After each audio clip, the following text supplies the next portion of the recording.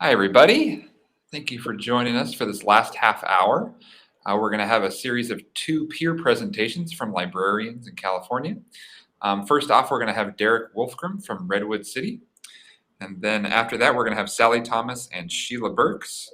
Um, Sally Thomas from Hayward and Sheila from Alameda County. So first up is going to be Derek. Sorry, I'm getting him on. Yes. There we go. Derek is a director at Redwood City Public Library, and he's going to be presenting about the Library Takeover Program. So I'm up here. So everybody join me in welcoming Derek. Derek, thank you for joining us today. Thank you for the invitation. I appreciate the opportunity to share a little bit about this program. So welcome, everyone. Nice to see well, I don't actually see you, but I know from the chat that some of you are here. So kudos to those of you who've made it through the whole day. It sounds like there's been a lot of great stuff. I actually had a packed schedule of meetings and didn't actually make it on until this one, but I'm hoping to get to participate a little bit more tomorrow in some of the sessions that are happening then. But for now, let me tell you a little bit about Library Takeover. So what Library Takeover is, to provide a little bit of context about the library, Redwood City Public Library's mission is to cultivate community and advance equity by welcoming all people to experience the shared joys of literacy and learning. And the way that we accomplish that mission is through a set of what we call our service priorities. It's kind of our strategic plan. And those were developed through a series of 16 community conversations with about 250 people a few years back. And the 5 community aspirations that we heard for what people wanted Redwood City to be like. They wanted more inclusion, equity, awareness, safety, and education were kind of the 5 themes that emerged. And so that's what we based our library services around. And the Library Takeover Program actually really addresses all 5 of those service priorities and those community aspirations. So this was not a totally original concept. We borrowed the Library Takeover Program from Madison, Wisconsin Public Library. I believe they were the first in the United States to do it after they borrowed it from an organization in the UK. What Library Takeover is it's a program that provides grants to groups of community members who are interested in collaborating with the library staff to design, develop, and deliver library programs by and for members of communities who don't see themselves well represented in existing programs. Library Takeover is designed to deepen community involvement in the development and implementation of library programs, which simultaneously lifts up the community and brings a deeper level of authenticity to library events celebrating various cultures or topics. So we have within our library service priorities, there are 5 target audiences that we've focused the last few years on really serving better. And those are communities of color, people with disabilities, LGBTQ plus individuals, seniors, and veterans. And we learned in our iterations of library service priorities that specificity is important.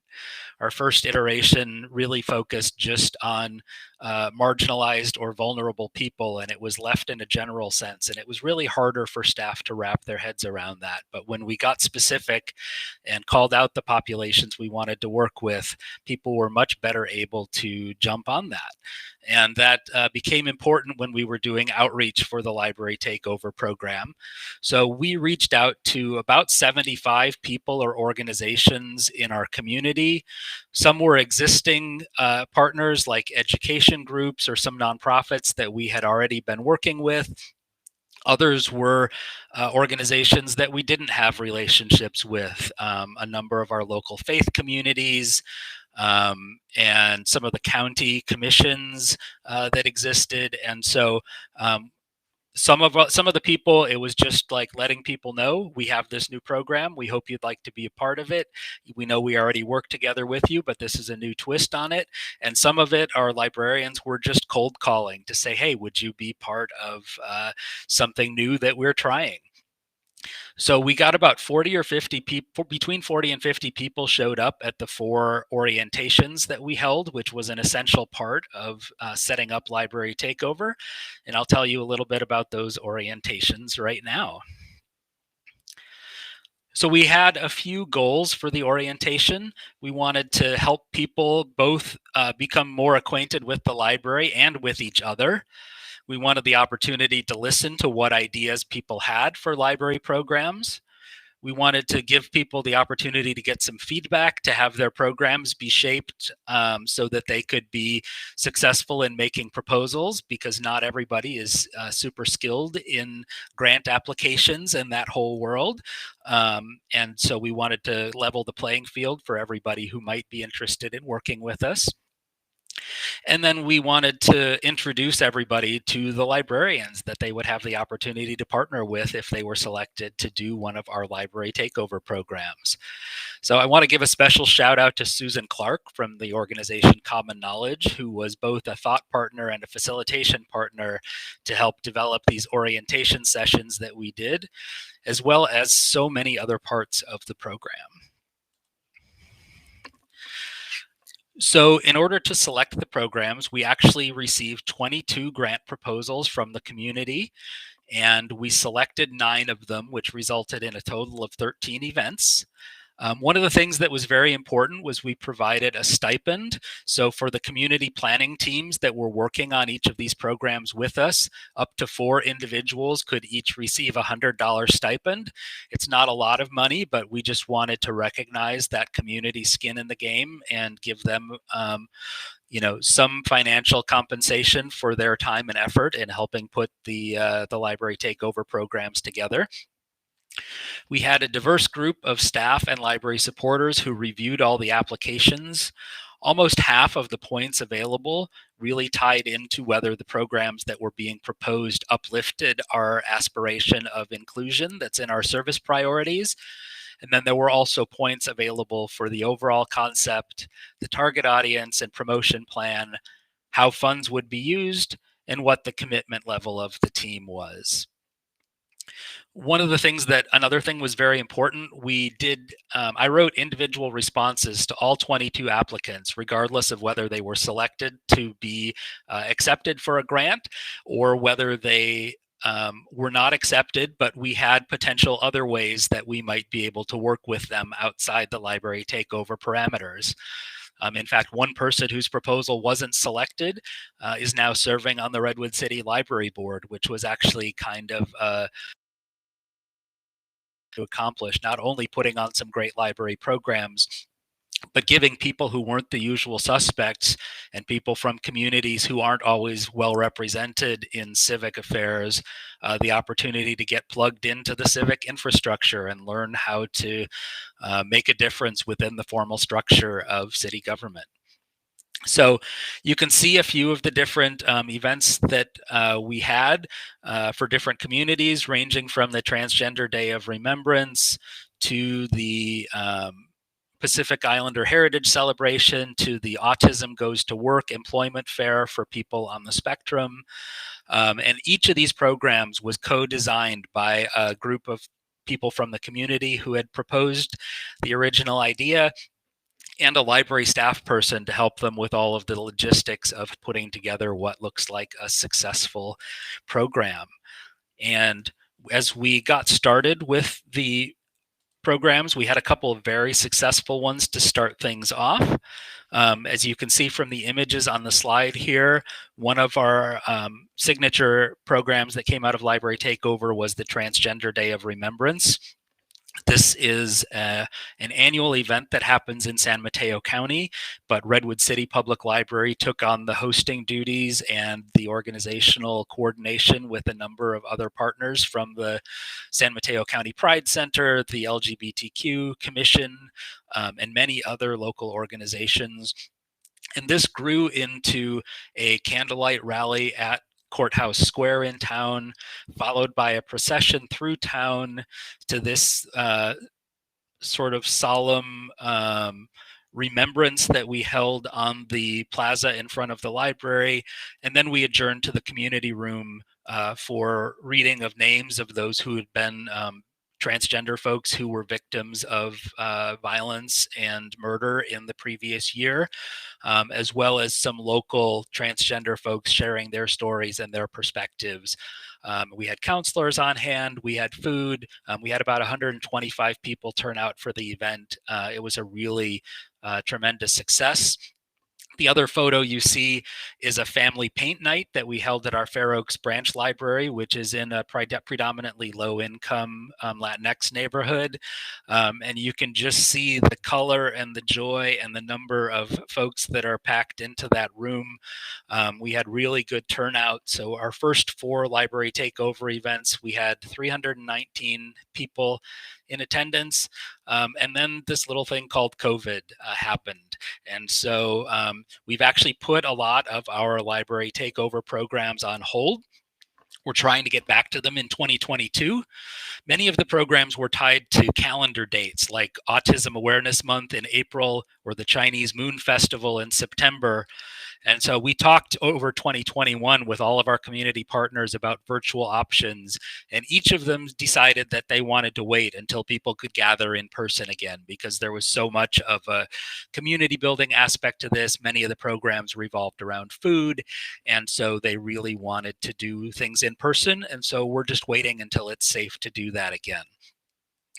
We're planning in 2022 also to do a new set of community engagement efforts for the library to go out and talk again with the community about what their aspirations are, to see whether they're the same 5 things we've been working on or whether we need to change that up. And we developed incredibly valuable relationships with so many of the communities that we're trying to serve as a result of the outreach and the connections through Library Takeover, that we've kept that mailing list, and we're going to go back out to those folks as we're shaping our next set of service priorities for the library in the coming year. We would like to do this again someday, but we know that we've learned that while this is super rewarding, it's also super staff intensive, and we'll need to allow some people some recovery time. So we may do the second round of grants in 2024. Something else I want to do when we pick things back up next year is we sort of rushed into this and we didn't set up some outcome surveys that we could distribute to participants. And I think that was a missed opportunity, and we want to make sure we do that for the later part of the program series that we'll be doing in 2022. And then just one other thing, as we're thinking about how we use this community engagement approach and really involving people from the community, we have a balancing act to do, because we don't want to be burdening our vulnerable community members with the work that we ourselves should be doing. But the participation of the folks from the community really just strengthens what we're doing so much. So for those who are willing and able, we're inviting them into the planning process, giving them resources, giving them the stipends. And that's a little bit about Library Takeover. I know I only have a couple minutes left, so I'm happy to answer any questions that people have. Thanks for listening.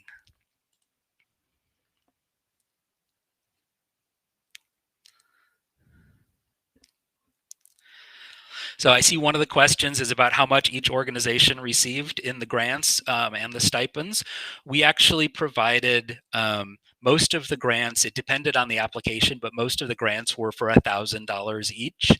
And that was for speakers, food, decor,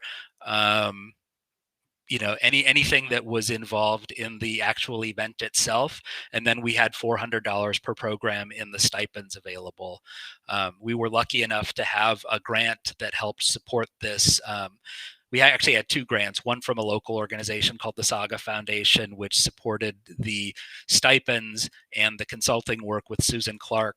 And then our friends of the library actually provided the grants to the community groups.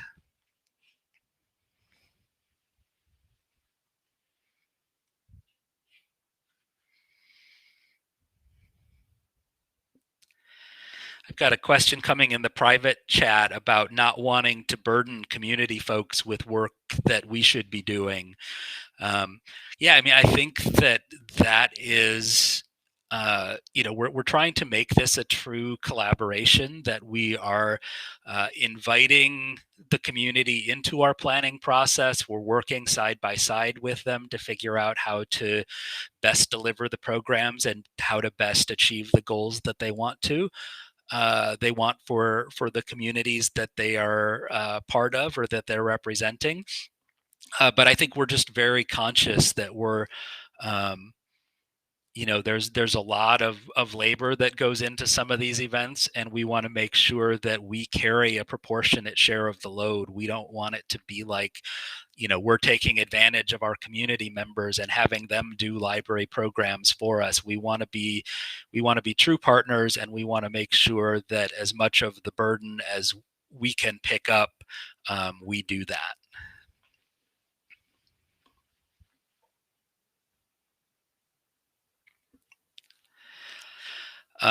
Have a question about the most effective way to promote or market these programs. It's having the community partners and the community relationships gives us a little bit of a built-in program audience. It's kind of like, when you have the high school marching band come and do something and all of the parents of the marching band members show up.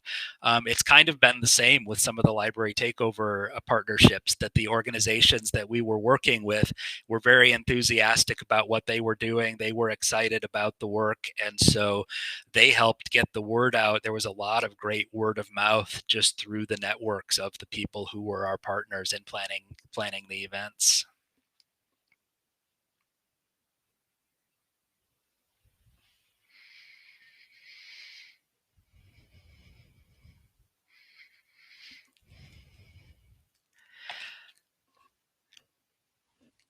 If there are any other questions, I'm happy to answer them. Otherwise, I know that Sally and Sheila are getting queued up to do their presentation in a moment.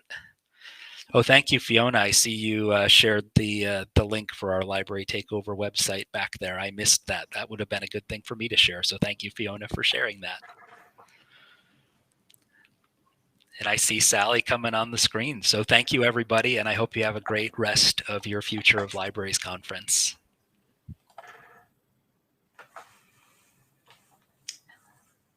Hello. I'm live. I think so. Yes. Okay. Well, we're really pleased to have been invited to participate today. I'm so excited that Sheila Burks from the Alameda County Community Food Bank, who was really a leader in our Book to Action program in Hayward this year, is joining me today. And Sheila and I had some interesting conversation about how do we approach talking about our Book to Action program? As most of you probably know, we were there was a statewide, through the California Center for the Book, a statewide coordinated program. And we were so fortunate to be a part of that, and especially under Juliana Robbins' fantastic leadership. So we were really thrilled to be a part of that. And we did select Just Mercy for our selection. And Sheila was the first person that I contacted. But I want to start. We thought we'd just start by showing you a video that we produced. And so I think Elaine is working to make this video work, because it was really, I think, I labeled it the heart and soul of Hayward Book to Action, was an opportunity to share to interview those who have been impacted by incarceration, to really localize the theme of the book. So is that ready to play? Elaine.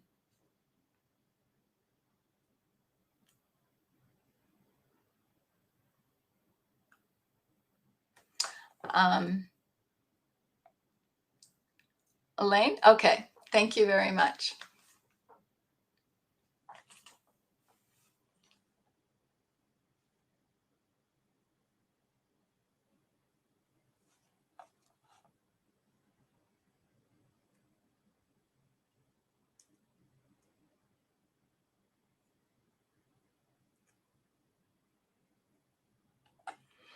Okay, well, we're getting ready, or hopefully it will activate soon. I just want to say that one of our partners was the Alameda County Sheriff's Department, the Youth and Family Services Bureau. And they led us through Sheila, to two individuals who are in the East Bay and here. Okay, so this looks like it's ready to go.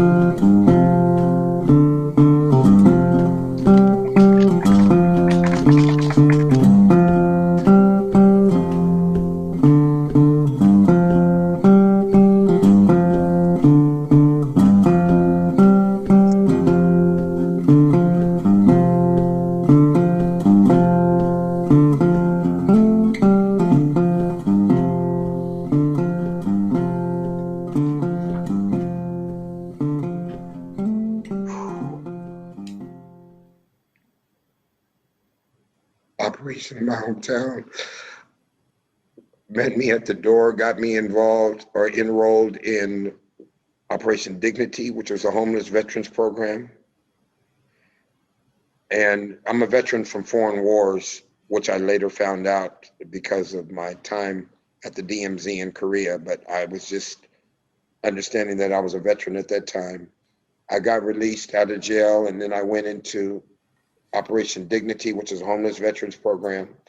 And then they groomed me and brought me into a HUD-VASH program, which was a Section 8 voucher for veterans. I got a Section 8 voucher, and I was approved to move to Livermore.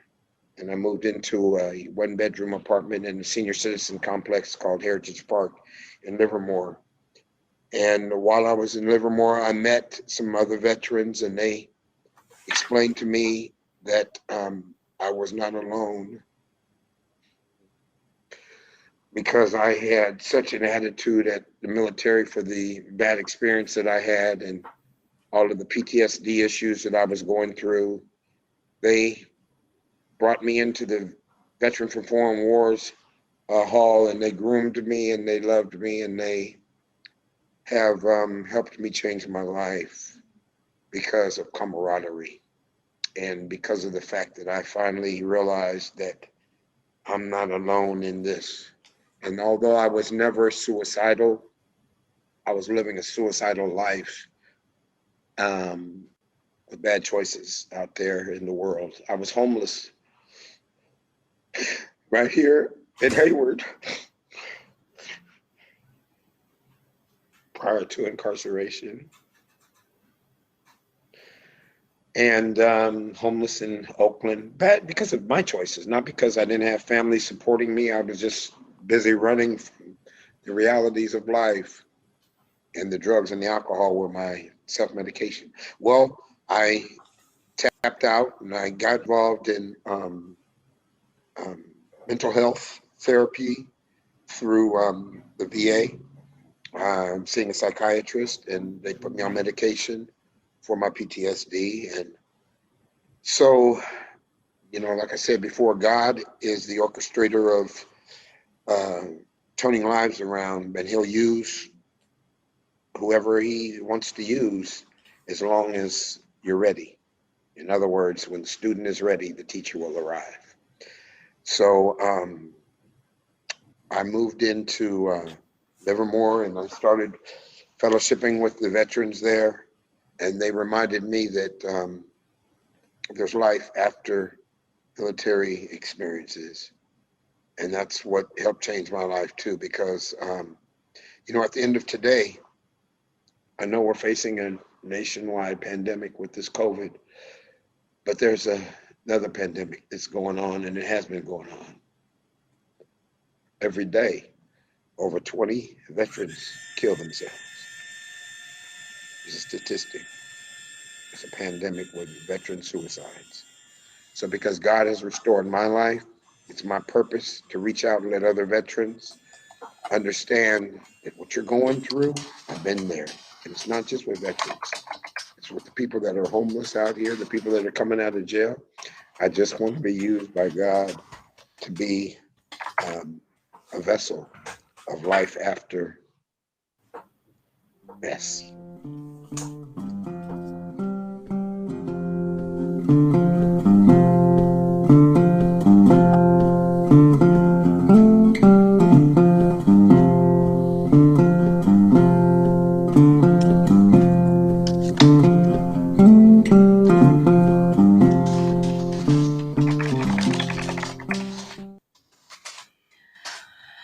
So we really feel, and I'm sure that you're feeling a lot of emotion in hearing the story. And we really felt like this was one of the major outcomes of our Book to Action program. It's not something that we had ever done before, and but we really felt like it conveyed the heart and soul. And Elaine, if you can start, we have just a few slides, so whether we have the slides up or not, I'm just going to, because I know we're short on time, one of the main points that we really want to convey is the power of community partnerships. And by that way, I want to introduce Sheila. I first met her because she was on a community task force that then, over a course of a year, wrote and collaborated to create what's now known as the Hayward Commitment for an Inclusive, Equitable, and Compassionate Community.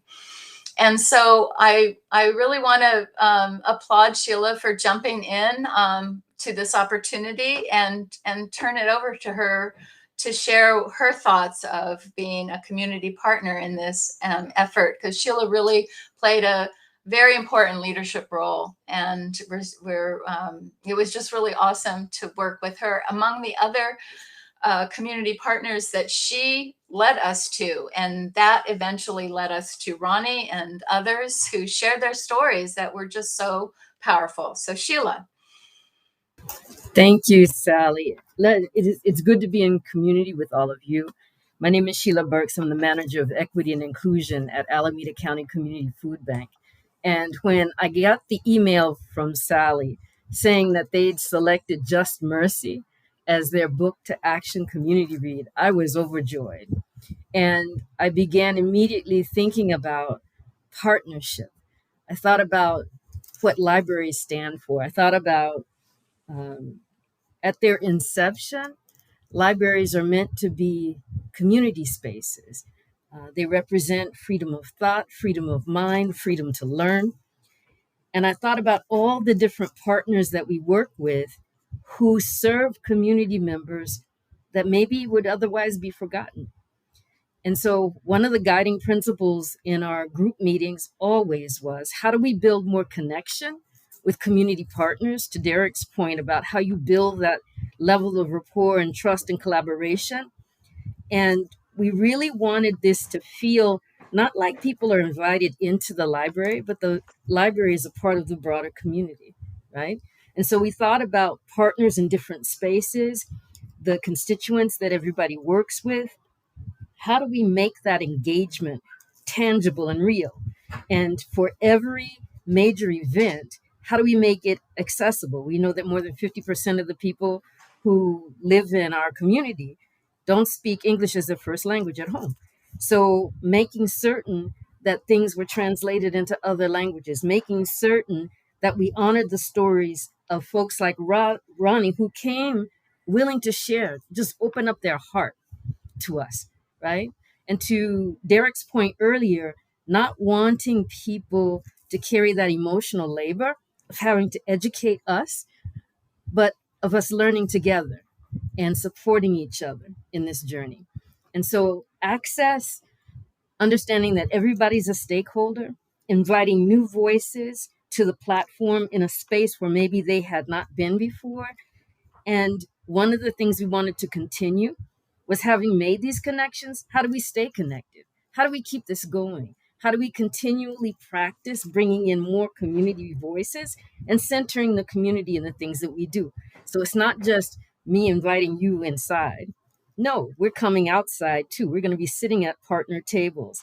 And I think having the ability to truly hear each other's stories and allow ourselves to be vulnerable enough to be impacted by each other's stories was one of the most tangible and powerful things we did together. Sally didn't mention it, but she also invited the Medea Project to come in.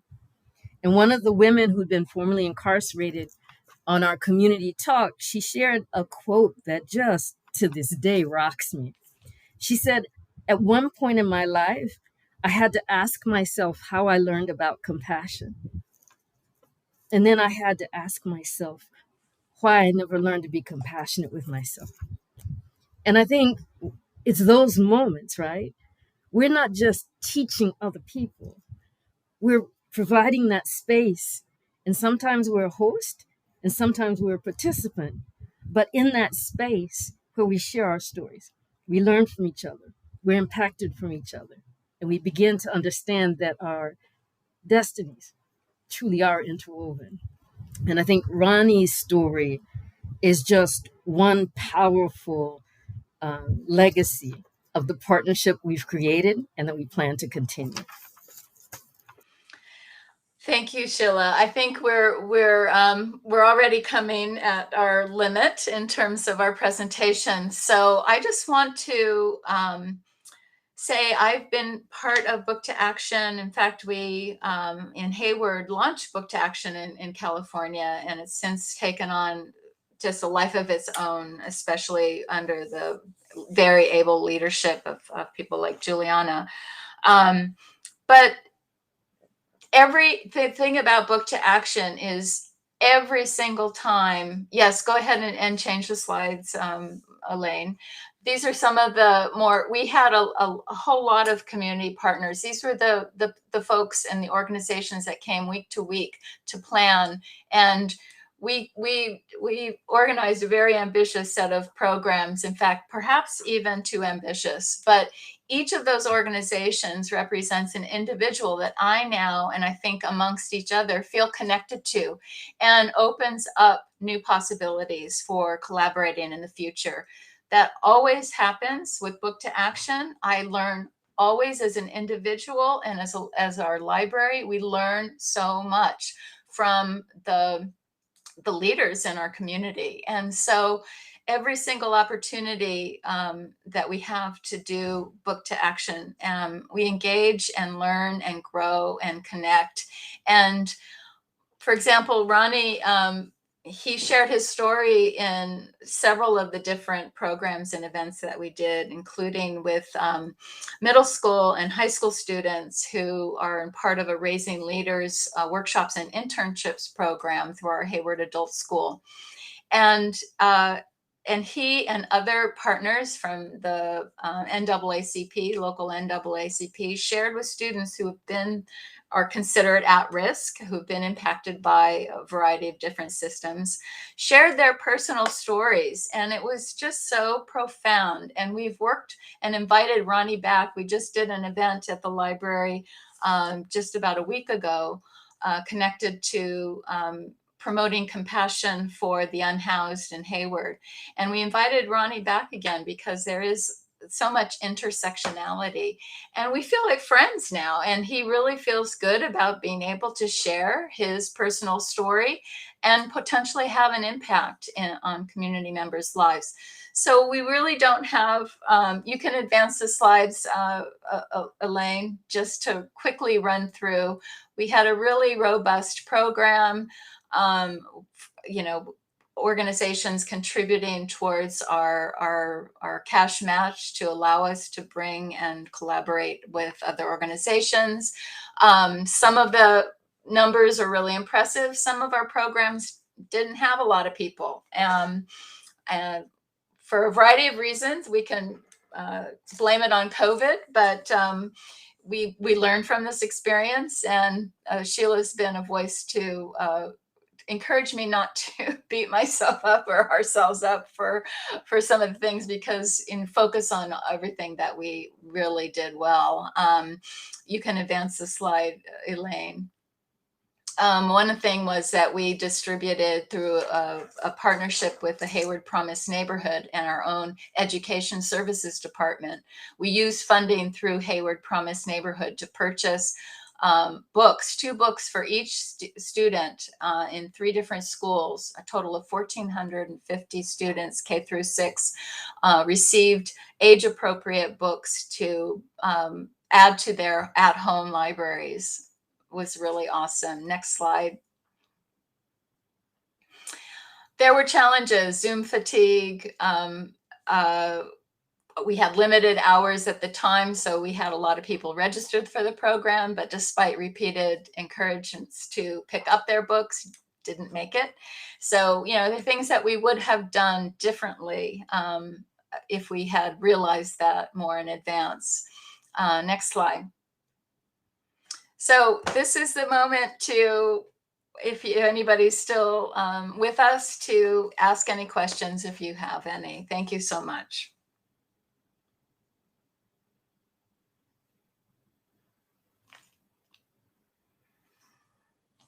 There is a question of what criteria did we use to select the book? Well, there were, the California Center for the Book went through a process of identifying a number of different books.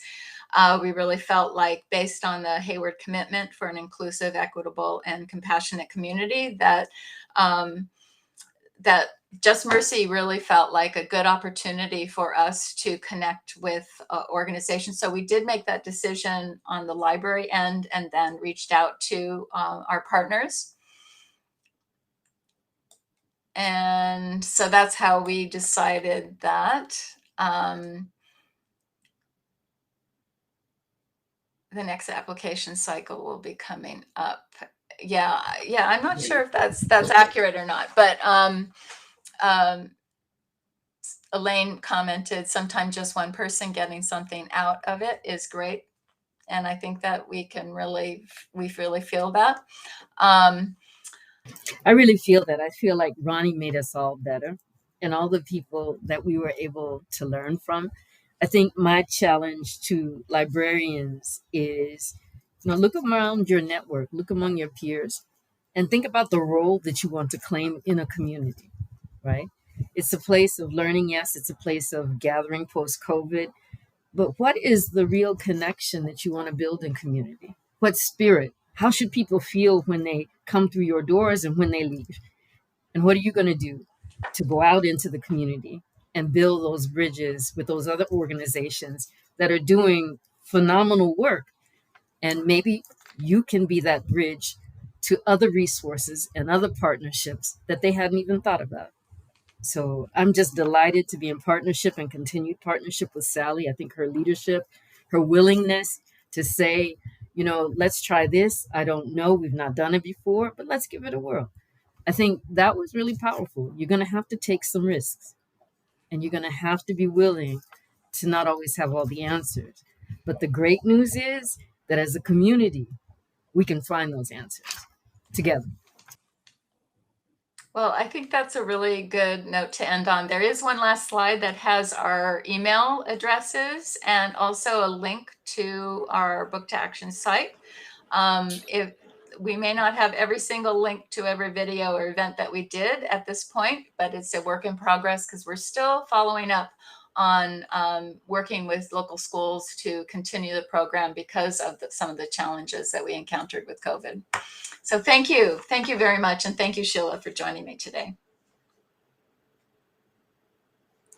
Thank you, Sally. Thank you, Sheila. Very excellent.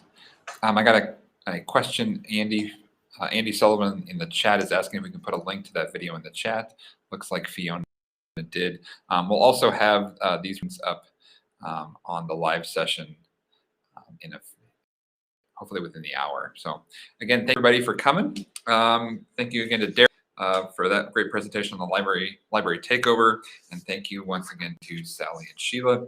Also, I recommend checking out some of the other content on the Socio platform. You can fill out some polls for us. You can also share some resources and other things with fellow librarians. So I think we had a great day. I want to thank all of our presenters. I want to thank all of our chat moderators, technical help. I want to thank Elaine Tai especially for organizing pretty much all of this and getting us all this great content. So thank you so much, Elaine. And thank you to the PLP Staff Development Committee. Thank you to Call. Thank you to Carol and Bev for this morning's welcoming remarks as well. So I hope you all have a great rest of your day, if not the end of your day here. If you're commuting home, drive safe. We hope to see you tomorrow. We will start once again at 9 a.m. And yeah, thank you to everybody and much appreciated. Take care now. Thanks Bye. all. Bye.